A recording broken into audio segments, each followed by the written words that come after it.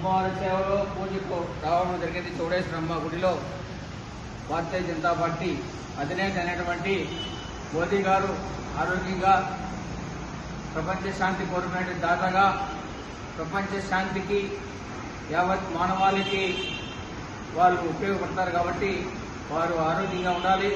వారి యొక్క విజయ దుందుబి ప్రపంచ దేశాలలో వారు ఎలగాలి. భారతదేశం యొక్క ఘనత సాధించడానికి వారు బాగా అమ్మవారి యొక్క దయ వల్ల బాగుండాలని కోరుకుంటూ పూజ చేయడం జరిగింది. అయితే ఈ అసెంబ్లీ ఎలక్షన్స్ నిన్న జరిగినటువంటి రిజల్ట్స్ లో 3 రాష్ట్రాల్లో మనం గెలవడం జరిగింది.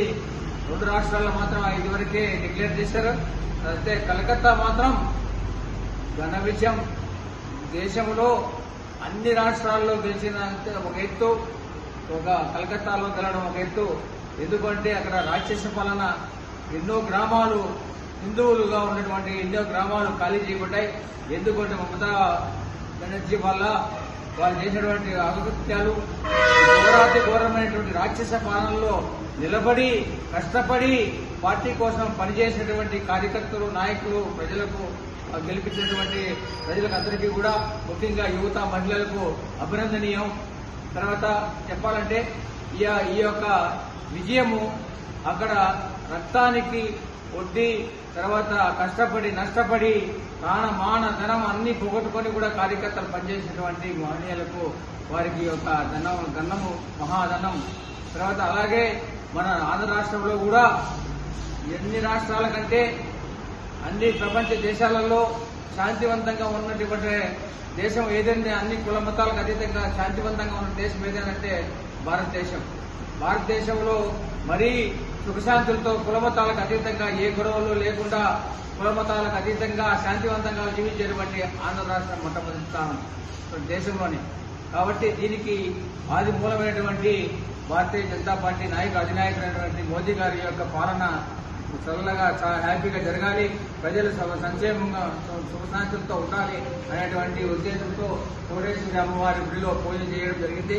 ఇంకోటి చెప్తున్నాం, ప్రతి ఒక్కరూ కూడా దేశం కోసం మానవులుగా జీవించడానికి, మానవత్వం ఉండడానికి ఒక నాంది అయినటువంటి దేశ పార్టీ ఏదైనా ఉందంటే భారతీయ జనతా పార్టీ.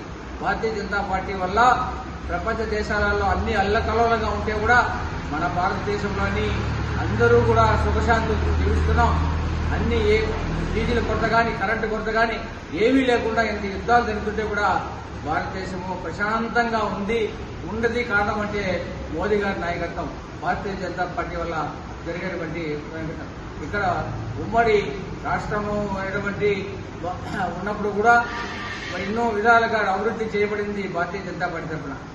అయితే ఒకటి చెప్పదలుచుకున్నాం, ఫ్యూచర్లో భవిష్యత్తులో ప్రపంచ శాంతికి, ప్రపంచంలో మన భారతదేశం యొక్క వెలుగు వెలగాలంటే భవిష్యత్తులో కూడా భారతీయ జనతా పార్టీకి మనం అంతా కూడా సపోర్ట్ చేయాల్సిందిగా కోరుకుంటున్నాం.